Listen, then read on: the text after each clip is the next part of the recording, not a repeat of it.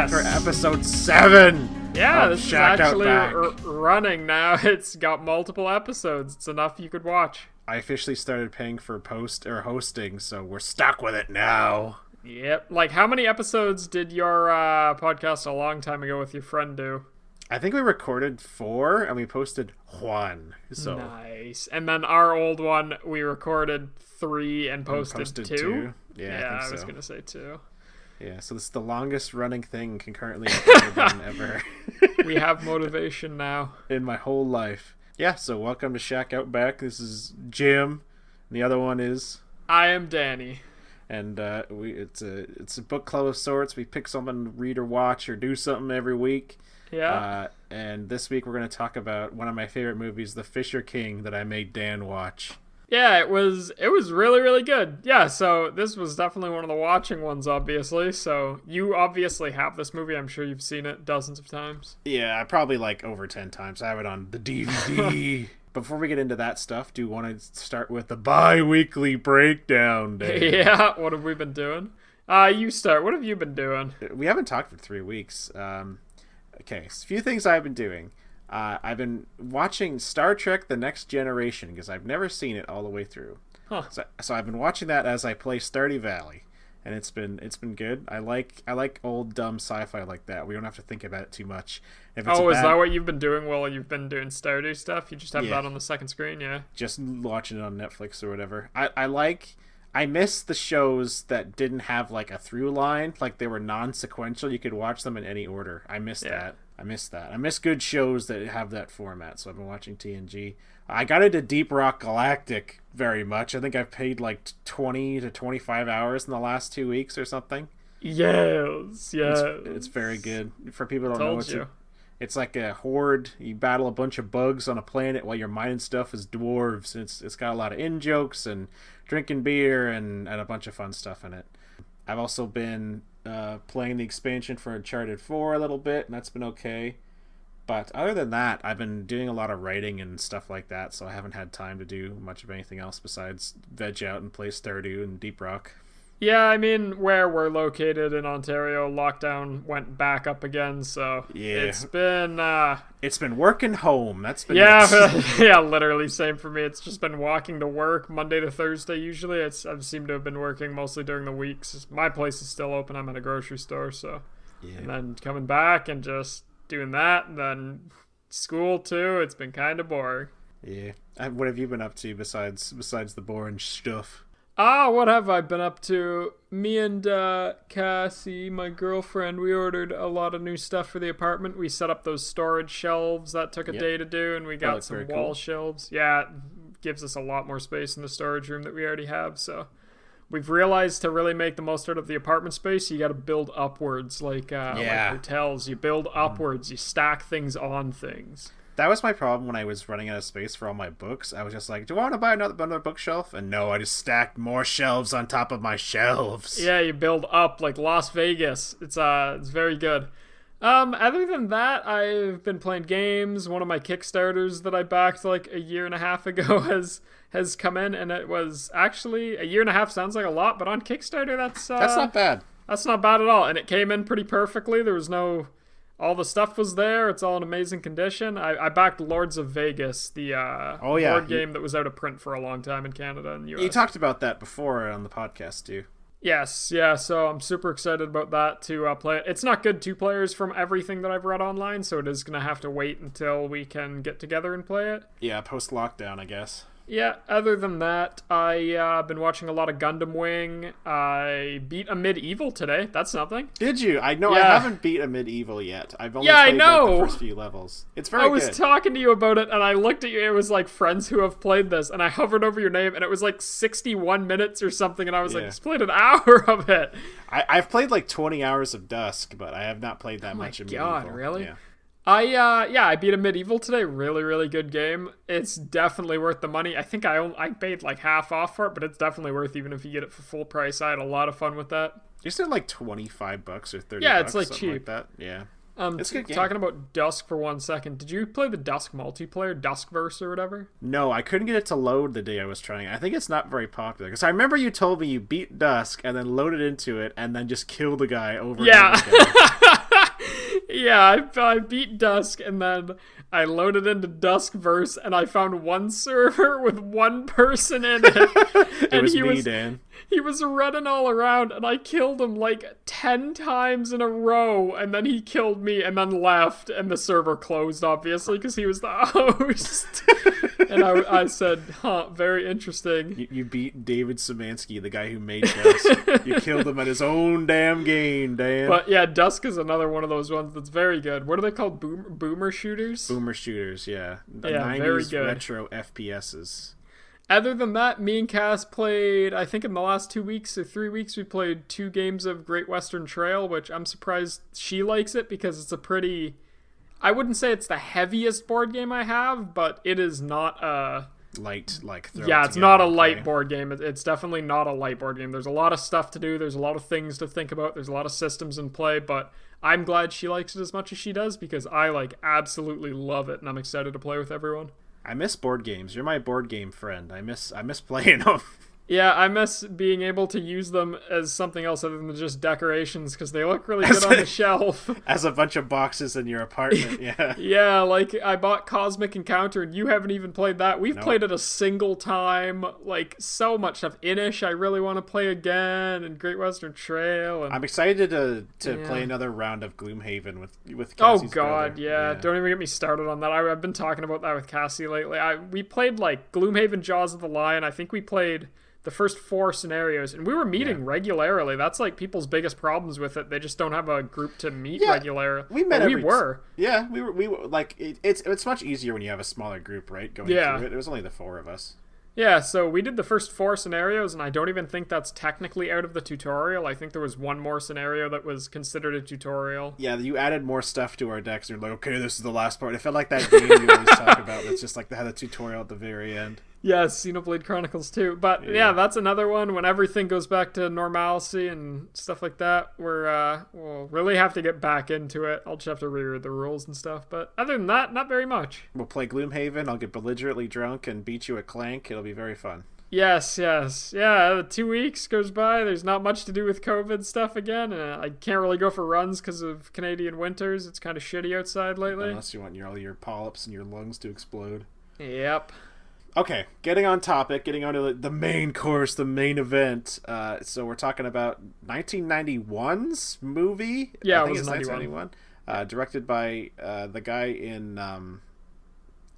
what's his name? The guy in Monty Python, the only American Python member. Forget it. Terry Gilliam, I think his name is. It stars Fisher King. It stars Robin Williams, Jeff Bridges, and others. Bridges, that's who that was. Yeah.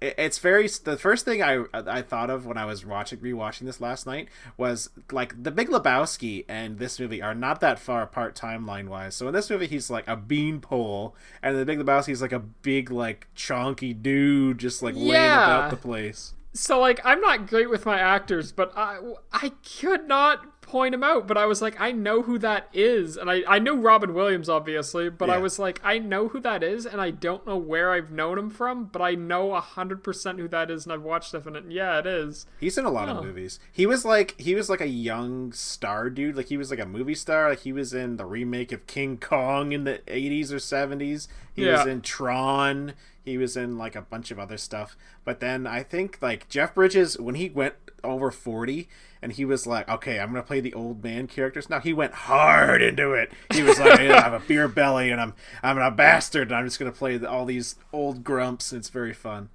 He's in a recent movie called Hell or High Water, it's very good. And he was in R.I.P.D. Do you remember that film, Dan? Yes, I do. Rest in Peace Department. And he was in 2008's hit Iron Man. He played the guy that said did he play the guy that was he built it in a cave? Did he play that guy, the evil guy? Yeah, the guy who was Tony Stark built this in a cave with a bunch of mud and rocks, and we can't build it in a lab. Yeah, he was Tony Stark built this in his basement with iron and tape and a bunch of animal parts. We can't build it in a lab. Yeah, he said that. It's his famous line from Tony Stark 1. From Marvel, marveling the first. Speaking of Marvel for half a second, did you see the big announcement? Chris Evans' big fantastic announcement? He just recently, other than supporting war and stuff like that, he is maybe reprising his role as Captain America after being gone from like a single movie or something. I'm gonna say that, and I've told you this before, and this is a Jim hot take that I know a lot of people aren't gonna like this, but I think that a lot of I like some of those Marvel movies. Yeah, I like Guardians of the Galaxy. I liked. That's about it. I like them okay, but I think that I think I talked about this with The Lighthouse. When I hear that an actor's like in one and wasting their time with it, I'm just like, just be into something else. Be in a movie that's interesting, please. Yeah, I mean, for me, it's hard to not like them because they're like produced to reach the most wide appeal possible. Yeah. But my God, the fatigue is very strong. Like, well, this is a big tangent, but any of them come out this year? Wasn't there like a Black Widow movie or something that came out this year, or did that get delayed? So what just came out? WandaVision just came out on Disney Plus. There was a bunch of stuff that was announced. There was like a Bucky and the Falcon movie. There was, I'm pretty sure Black Widow's getting a movie. I think that I don't know what the number is going to be like when people go back to the movie theater. I think that superhero movies are done. I really think that. I might be wrong, but I think when we get back to it, they're going to be done. I can't see how movie theaters I don't get what's even they've been open for the past, well, not now again, but they were open for a couple months, but who in God's name would have gone to a movie theater? Were they actually open? Yeah, they were open. They were open for a little while. You could go and see some stuff in theaters, yeah. Very, very weird. I have gotten very fatigued with Marvel movies. And yeah, I'll watch, they're good popcorn summer movies. I'll not say that. They're easy to sit down and stuff. I saw... we're gonna cut this tangent short soon, but I saw the last one, the Infinity War or whatever it was called, the last one. I saw that in theaters with my friends on opening night. That's the first time I've ever seen one in the theater, and it was okay. But I think that getting back to the topic too, I saw this movie we're gonna talk about on a DVD in my house. I have no problem just watching movies at home, to be honest. I think the only movie I've seen in recent years that I was like, holy fuck, this was so good, I'm gonna go see it again, was Baby Driver, and that was 5 years ago now, something like that. Yes, Baby Driver was quite a long time ago. It has the guy that can't be in movies anymore because he was said he was a pedophile or child American molester. Beauty Man, yes. Yeah, I forget his fucking name. Kevin Spacey. Kevin Spacey, yeah, Kevin Spacey.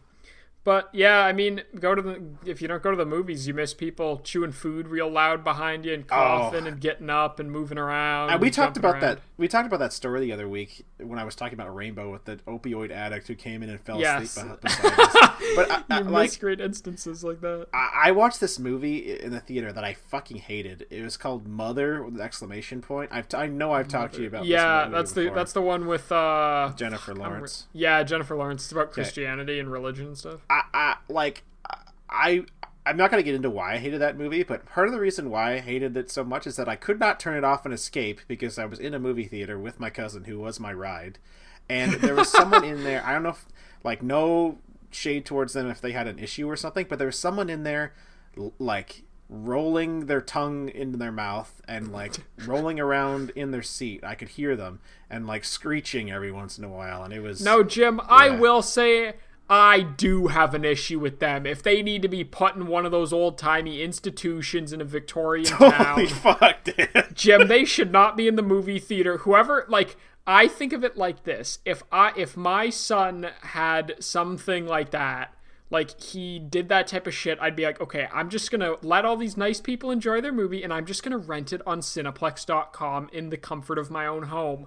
Yeah, I guess. I have no problem saying whoever brought that individual, if they did have a mental illness or a problem or something that made them do that, a developmental issue, someone should have said maybe we shouldn't bring them to a movie theater because it will ruin everyone's experience. I would understand it more if it was like a big blockbuster movie or something, like a big like action movie or a Marvel movie or something like that. Yeah, but it was like this existential crisis, like pseudo art house film that they. Yeah, like the people that were there for a reason. They weren't just like, let's get the kids out and go see Iron Man 10 Escape from Iron Man City. When we saw Cats right before everything locked down, like those people. Yeah, there were kids like rolling around and all that shit, right? And I was like, I don't care. This movie's shit anyway. Like, who cares? Yeah, those mothers who were totally like, we just need to get out of the house, and these tickets, there's no one in the theater, so I'm just gonna bring my 14 children here, and I'm gonna place them in the first row. Yeah, and we're just gonna walk up and down the aisles all scene.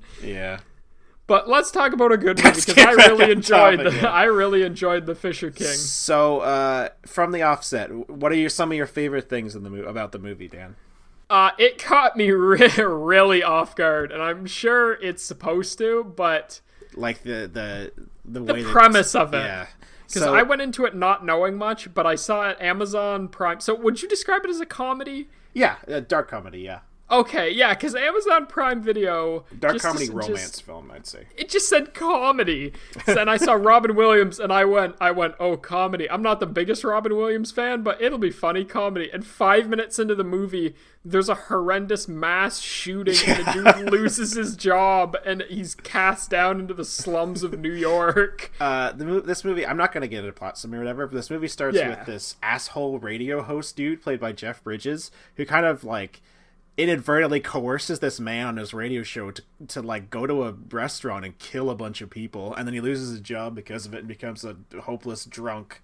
Yeah, it's not like, this is a comedy movie obviously, but it's not like a happy-go-lucky like great premise.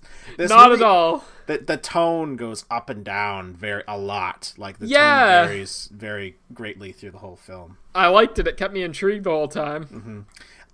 I think that this is like, from the like looking into this film, like watching it last night again, it's probably the most intentionally gross films I've ever seen. Like intentionally, like they make people uncomfortable with like how dirty everything is and how gross things are in the movie. Yeah, it was nice seeing people in movies that aren't picture perfect and everyone's a model. These were just normal. Like these were, especially the homeless characters. There was a lot of homeless people in this movie. They looked like homeless people in New York City. They did not look good. You would not want to see those people walking down the street at night. I've seen those actors too in other movies, but they play their roles so well, right? Like I remember one of my favorite lines in the movie is after Jack like is picked up by Perry the first time when he's drunk in the bum camp, and then one guy's like, "What do you think of the death penalty?"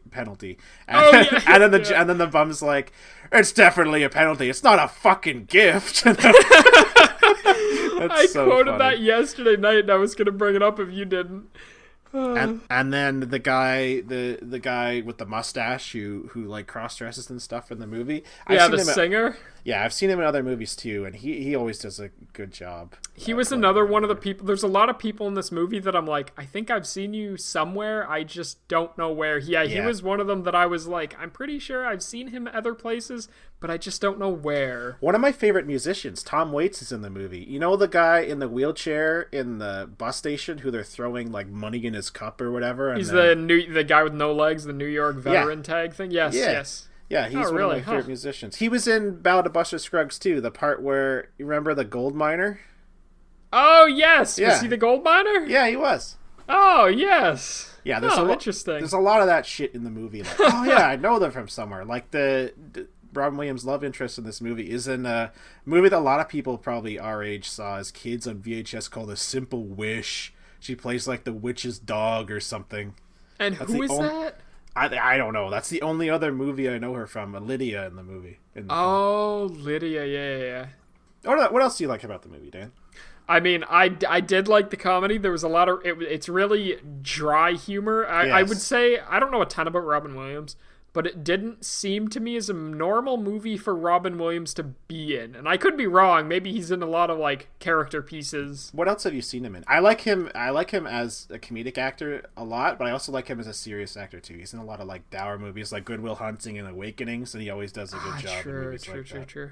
I mean, I've only seen him in a handful of stuff. Like he is Mrs. Doubtfire, obviously. I've seen that a long time ago. Obviously, Jumanji, I think, was like the first thing I saw him in. Mm-hmm. Is Good Will Hunting the one where he's the janitor who's super smart? Is that? Yeah, with Matt Damon. Yes, I've seen that. I saw that in like high school or some shit. I definitely wouldn't say, obviously, Aladdin, he played fucking Genie's voice.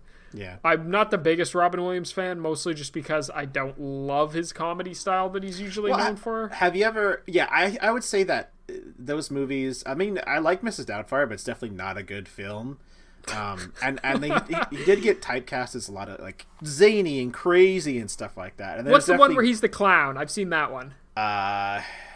Patch Adams. That's a horrible film. That's a shit like film. that. That's what I think of when I think of Robin Williams. I think of big clown shoes, big honking nose, oversized comedically large props, and I'm like, not a knock against the guy. I'm sure he was a quite nice man, but yeah, he's just not my favorite comedian. Yeah.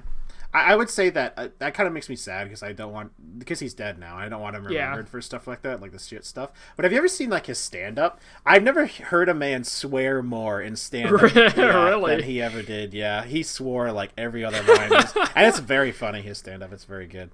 I will say, yeah, this movie, I didn't immediately think of him being cast in it, but he played Perry very, very well. Yeah. I think that he does a good job at doing that emotional change. Like, there's very serious scenes from Perry, like where his fucking wife gets her head blasted off. Oh, Christ. Yeah, like, stuff like that. I was like, they're not going to show... So, yeah, you end up finding out that Jack meets this guy Perry. He's a homeless guy. He's lost his mind, essentially, in the last couple of years. And it's all inadvertently linked to Jack's actions by... sort of causing that guy to go on that shooting. Yeah. Perry was in at the bar with his wife, and his wife got her head literally blown into his face. I was like, they're not going to show that. They're going to link to it. No. And they showed exactly what he would have seen, which was a guy coming in the door with a loaded shotgun and blowing his wife's head into his face. It's awful. And they do trauma pretty well in the movie too. I thought, like, well, it's like I think you see that specific scene once, but like I forget what it is. I think it's just the Red Knight in the film. Yeah, but the whole design of that character is the huge like gout of gore that hit him in the face when his wife died. It's really messed up. I was gonna say quickly, speaking about that, they signify trauma in this movie is, and it's an actual guy on a horse, correct? Yeah. It's a massive, like, it would have been terrifying to have on set. It's a dude riding a huge fuck-off horse with huge armor on and spewing flames out of, like, pyrotechnics that would have been on the armor and stuff. And it's massive. It looks awesome. Yeah, like, I don't even want to know how big it would have been. Mm-hmm. And they might have done camera trickery and stuff, too. Yeah. Right? Maybe. That's getting into nerd film culture shit, but that's kind of stuff I miss in modern movies, like stuff that's actually real. I know that's a tired old argument that like CGI should be used when it's needed and most of it should be practical, but I think that, if that was like, I don't know, some fucking Toy Story ass fucking horse galloping around, it wouldn't be as effective. Yeah, like I'm in the same sort of camp. I really like physical props when they're done well and with taste in them. Mm-hmm. Like, I think CG should be used for a lot of stuff because it is very good in a lot of instances. Literally, physical props. Go. Literally impossible things. I think what it should be used for. Yeah, like stuff that is. Yeah, a studio could do it, but it would eat away 80% of their budget to do this one scene that's 30 seconds long. It's like Lord of the Rings, where like they had people there in suits, like actors and stuff, but when they did the big crowd shots and stuff, that was all CG to make you feel the scope of stuff. Right? It's all weighted stuff, in my opinion. Like I don't think you'll ever convey the weight of something with CG as well as you will with even a puppet. Yeah. That's why I like Gremlins so much. Yeah, that's why I like Critters so much. Critters, the big critter ball. Imagine the big CG critter ball and they make the remake of Critters. That'd be horrible. They will remake Critters, though. I think, didn't they just recently do a new Critters movie? I don't know. No idea. I know they did a new fucking... What are those movies called? With Kevin Bacon. Tremors, yeah. Me and Cassie watched Tremors it. Movie. Yeah, me and Cassie watched it. The brand new one. I've seen all of them up to that, and they definitely dip in quality up to then. Yeah, they definitely dip in quality after the second one. I wouldn't say they're a steady series. What was I going to say? Any other things that kind of stood out to you with this movie, Dan? So here's what happened. I started watching it last night, and Cassie went to bed, so I'm sitting there alone, and I must have twisted wrong or laid down wrong or stretched wrong, because I had one of those things where you take a deep breath in, and you get a horribly sharp pain right around where your chest area is. Yeah. And I had so much anxiety from that, I thought I was about to die, so I woke Cassie up and went to bed and finished it this morning. This is a bad movie for that. So I'm sitting there, and like if something like that would happen in broad daylight around people, I'm like, well, if I die or collapse, someone can save me. But when it happens at 11 p.m. and my anxiety starts going about it, because like I'm already not great with that type of shit, I'm sitting there and I'm like, I'm gonna collapse on the floor, and Cassie's gonna find me cold in the morning dead with this movie still on my YouTube rent screen. It's gonna be fucking. You're gonna die to Robin. You're gonna die looking at Robin Williams dancing around with his cock hanging around in Central Park. Well, it wasn't my favorite thing to do, so I finished it this morning. I will say I did like the movie as a whole. I really like the endings that wrapped up some nice stuff. There was one part about not a little more than halfway through that was I really expected it to go differently, and it kind of was weird that it didn't. I don't know. Where did you expect it to go? So it was at the end of Robin Williams' character's date. His name's Perry, right? Perry? Yep.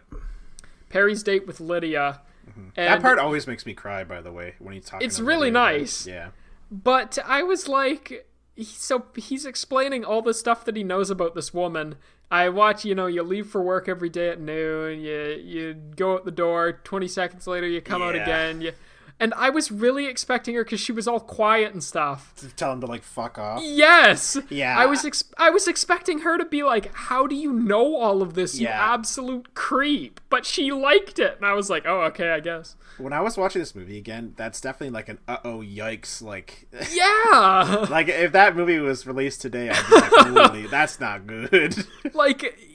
I was really expecting there to be, like, the third act didn't go where I expected it to. Mm-hmm. I thought they had abandoned the whole Holy Grail plot that was a major part of the beginning. It really comes back with a vengeance, eh? Yeah. But that one part caught me off guard. I was really expecting her to be like, "This is very creepy, don't ever contact me again." Yeah. And then they'd make up or something. She was like, "Oh," and she kisses him, and she's like, "You're real." And then I was like, bro, he's stalked you every day, like, unequivocally. He's followed you from work every day for months. I think, like, someone else, like, if someone was to argue the opposite, they would say, like, "Oh, love can find itself in any form," right? Like, they explore a lot of, like, complicated relationships and stuff this way, but nah, that's just creepy. Don't do that in real life. Anyone who's listening that has stalked their love interest for the past couple months, don't confess it to them. Don't do it at all. Don't do it at all, but more importantly, don't confess it after the fact. You can't change the past. Can't change the past. Yeah, but the third act really was different. So he goes into the whole... this isn't spoilers. It's a 21-year-old movie. A 31-year-old movie. 30-year-old movie, I guess. 30-year-old movie. So, yeah, he goes catatonic again, and then... Yeah. Well, it's like they solve a lot of problems. Like, Jack helps Perry get with this girl that he likes, and he's making up with his girlfriend or whatever. And then Perry gets attacked because he's having an episode, and he goes catatonic, and Jack breaks up with his girlfriend because he thinks his life's okay, so he doesn't need her anymore or whatever. And then Jack goes and he's like, "Oh, I'm gonna be my old self. I'm gonna be an asshole." And then he has a crisis of conscience with Q from Star Trek: The Next Generation. That's who that actor plays. Oh, really? But he was like, "We're gonna make a show about the homeless and how they're all nice and everything's okay." And Jack's like, "Fuck!" and he runs out of there. Yeah. So I really, really liked that. What was I gonna say? It was a weird turn, right? Like, yeah, it was a very interesting turn. I expected it to go somewhere different, especially with more about Lydia. It goes up and down, right? So he meets Perry, tries to make out of him, and then stuff doesn't work, and then he helps him with his girl, whatever. They get together, and then something really bad happens, right? He takes another dip, and then his life is shitty, and he tries to fix everything, and then it ends. It's supposed to end on an even higher high, right? And you can argue that it reaches it or not. That he goes and gets the grail from the guy's house and saves the guy's life because he took a bunch of pills and was going to kill himself or whatever. And then he saves Perry, and then Perry says, "Oh, I can miss my wife now. My life's okay." And then the movie ends, right? Yeah, and then the movie ends. It ends with them. What were they doing? They were cloud bursting, as Perry describes it, in Central Park at the end. Finally, they were both naked, laying in Central Park, looking at the clouds. They made up with their girlfriends, and Jeff Bridges is finally like, I've repaired myself emotionally. I can tell my girlfriend that I love her. And then, M's staring at the clouds. And my God, if he isn't a fucking asshole of a character to, like, everyone he meets when he's not, like, experiencing the easiest parts of life. He has a normal life in a successful video shop, and he's an asshole to everyone. And even, like, when he gets drunk that first time, when Jack does, and he's, like, gonna kill himself or whatever, he's just talking about, like, Nietzsche and all this shit, and I'm like, oh my God, I've heard this stuff 100 times. I've talked to men in their early 20s. The one thing that really got to me, that he was like, wow, he's a real dick, and people would totally do this. So the moment that he's like, yeah, I can go back to my old life, he just wants to break up with his girlfriend who's given him a place to live and a job and lets him do whatever he wants constantly and get drunk. And his reasoning was, we've both gotten something out of it at least. What did I get? I didn't get anyone else any day of the week.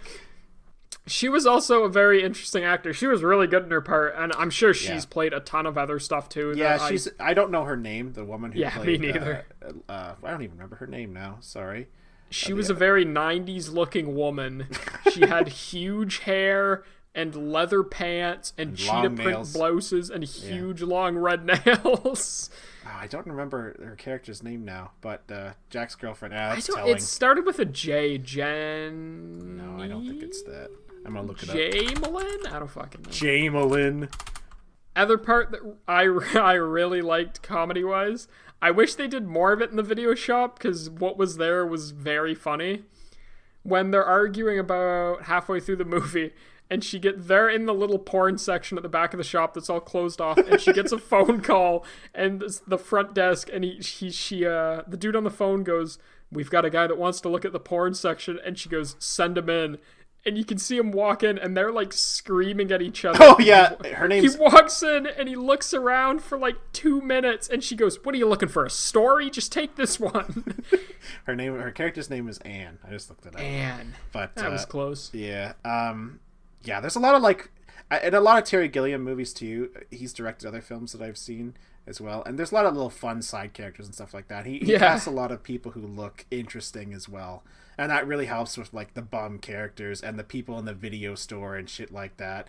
Like, right after the time skip happens and Jack is talking to this horrible woman and she's like, "I want something funny," whatever. And then he gives her peepholes. It's like a big titty, spread cheeky kind of thing. You'll love it. Oh, the title. So I understand The Fisher King was the book that Jack found in Perry's belongings, right? Mm-hmm. It was The Fisher King, and Perry kind of explained it. Yeah, he gave him the outline of the story, basically. Do you know anything about it? Is it a religious story, or? I think that I can look it up right now, but off the top of my dome, I think it is a religious story, or it might be one of those, like, medieval, like, tales or whatever. Because I was thinking it might be. Because Perry's whole character, he thinks he's a knight. Yeah, it's an Arthurian legend. Yeah, it's okay. All about, so that's why then. That's why it's related. So Knights a Round Table and all that shit, right?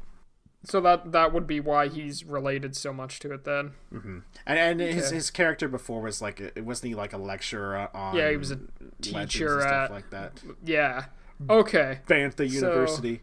I feel like the story kind of or the movie rather has a lot of like overt imagery and overt like ties to that story too. Like when Jack's in his studio doing his radio show, like you see a bunch of shadows on the walls that look like bars, and it's a big gray room, and that was very obvious to me in this watching now. And you can kind of see that how Jack and Perry kind of are like, you think that Perry's the fool and Jack's the one who's going to have to help him, but then they switch roles in accordance with the story, and Jack has to get the cup and give it to him or whatever to humble himself, to make sure that or to fix his heart or whatever. Yeah. If someone was to say something bad about the movie, it has a lot. There's some creepy shit in it, yeah, and it has a lot of like obvious imagery and stuff like that. Yeah, it has a lot of stuff that's like, the cup isn't. It's a literal cup. It is a literal holy grail that this guy saw in the news article. It's very overt about what it's trying to be. I'm just looking up reviews. It doesn't have fantastic review like from reviewers, but audiences seem to have loved it. Yeah. Is that true? The New Yorker gave it a 10 out of 100 and said the movie is a peculiar, irritating failure, a lead-in piece of uplift. That is the most pretentious sentence I've ever read. I think it's one of those movies like The Big Lebowski that's gotten better with time and people look at it more favorably. I can see that. I like there's some movies, I don't know if that happens very much anymore, but there's some movies that people look at that get released ever and people don't like for whatever reason, but then they come back with a vengeance, like Blade Runner and 100 other things, right? Blade Runner 2049, is that what it's called? 2049? That's the sequel. I feel like that's kind of like that. Like did you like Blade Runner 2049? Yeah, I liked it a lot, actually. I don't know. I might have liked it better than the first one. Huh. Did you like it, or did you not like it? I liked it. I liked it quite a bit. I watched the first one a couple years ago. It'd be nice to watch them back to back. I was just thinking of Blade Runner because I was watching the Cyberpunk stuff again today.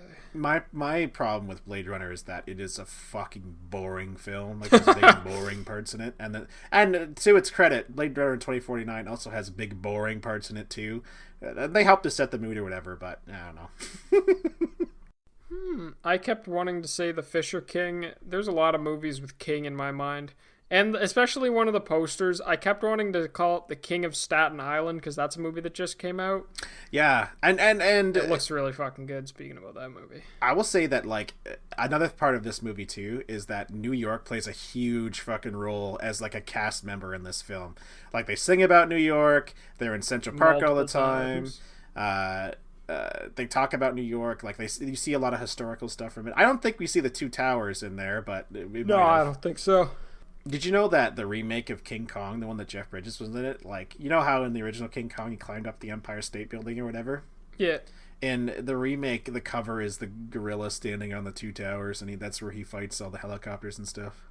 Just something that doesn't age very well because of that. Because all you're thinking about is 9/11 when you watch a movie like that. Yeah, literally. It sucks. Have you ever seen The World According to Garp? What the fuck are you talking about? The World According to Garp? I don't know. It's a Robin Williams movie. It's rated God. R, so we can't watch it. Is that the one where he's like aging really quickly? No, that's Benjamin Button, and I don't even think he's in Benjamin Button. There's a Robin Williams movie where Robin Williams plays a person who is like aging rapidly. Like he's 12 years old or whatever, and he looks like he's 40. That's Benjamin Button. No, I'm telling you, he's not aging backwards. He's aging at an accelerated rate. And he graduates from high school, and he looks like an 80-year-old man. And he hops in a convertible and speeds away with his friends. Kid's Jack. Is that what it is? Jack, 1996, drama comedy. Jack, a 10-year-old boy, suffers from a condition that makes him look much older than he really is. See, it's shit like that. It's like, I don't want to watch that at all. It's those Robin Williams movies that I'm like, I have no fucking inclination to watch that at all. What do I get from that? I get nothing. I think that in the modern day, before he died, he made a lot of good films. Like, I think he made one right before he died that's pretty good. I don't remember what it's called now, but he made one called World's Greatest Dad, and it is like the blackest comedy I've ever seen, and it is so fucking funny. Let me check out all the stuff that he's right. Yeah, because unfortunately he committed suicide, correct? Yeah, he found, I think the story, what I remember, he found out he had Parkinson's or something, and he jeez.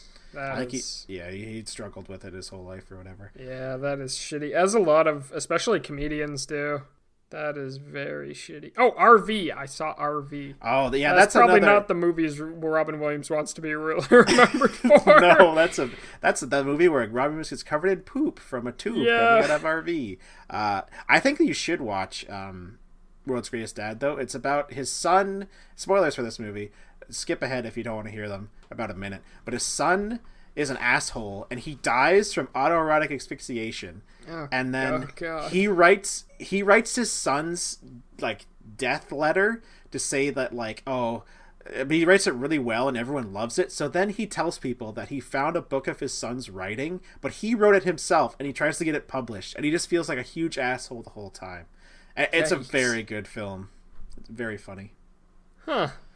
Robin Williams isn't his daughter's name? It's Zelda. Something after Zelda. That's what it is. I was gonna say. Yeah, didn't they do ad spots and stuff for when they remade Ocarina of Time for the 3DS, I think he was in a bunch of ads with her to promote the game and stuff. That's cute, at least.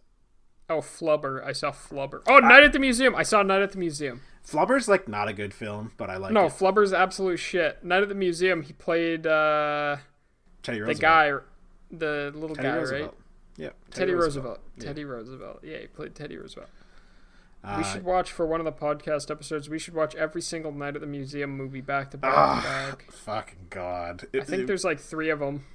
If we ever finish this post-COVID world and me and you and Cass could sit and do that, I'd be up for it, but Christ. Yeah, there's 3. There's 3? Any closing thoughts on The Fisher King? I'm just going to say that I really like this movie. It's definitely up there with among my favorites.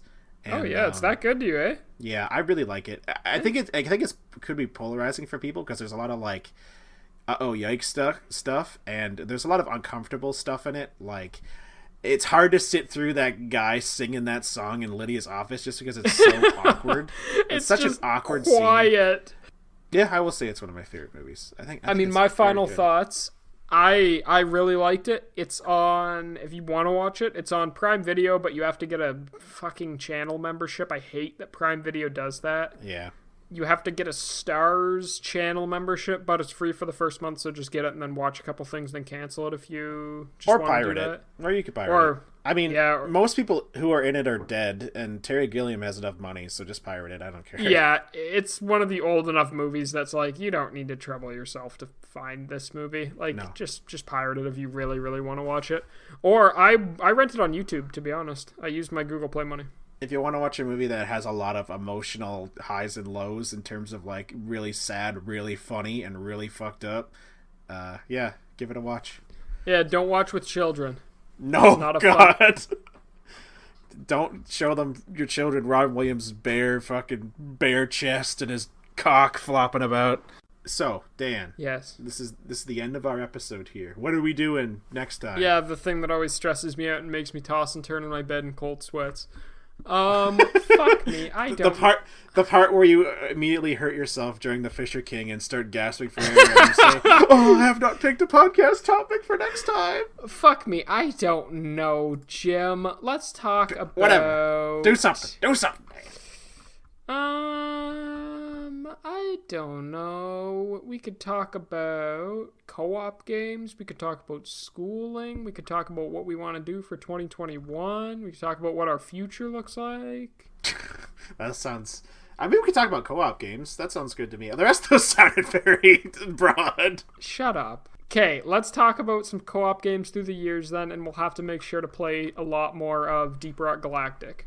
Yeah, if you want to play some Deep Rock, I'm up for that. I'm fucking enjoying the game very much. If you want to play Deep Rock as soon as we're done here, I'm up for that. Yeah, I'll re-download it. I uninstalled it a little bit ago, but it's not very big if I remember. It's under 10 gigs or something. Yeah, it's tiny. Wild.